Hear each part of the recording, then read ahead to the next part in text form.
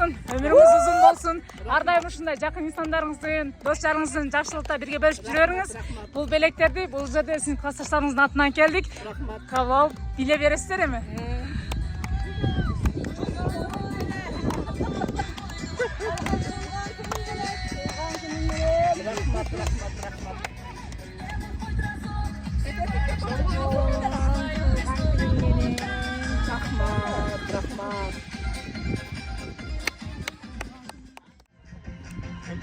Sizler bilemezken gözlerim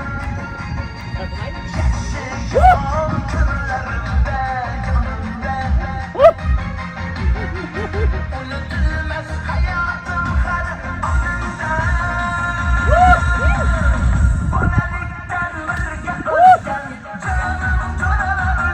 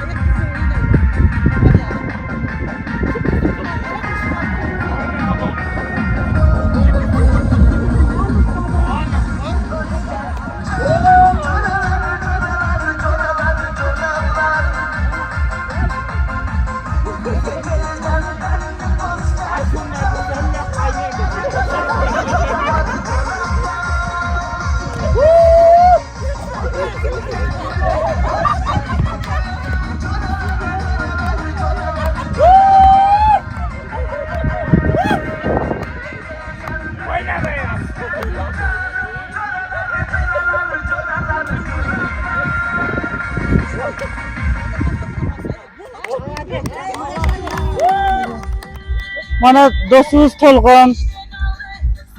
Tuğulgan günün kutluk olsun. Baktılı öne bağın. Ömrümün ahırıga çeyin jamandık körbegin dostum. Baldarım eldin kereğe geçeregen senin işencinde aktağın baldar bolsun. Tarbiyelegen baldarına suymuqlanıp жүрgün. Allah razı olsun sizlerden. Tolgan tuğulgan günün menen kutuktayбыз. Mına klassdaşlarың kelip seni kutuktap oturat. Şu yaştan dağın bir önce sisaң bolat. Onun aşıkça bolat. Tuğulgan günün dağın joluk kutuktayбыз. Sizlerden kelgenlerge rahmat hemen Rahmat. Birinci adresinize rahmat.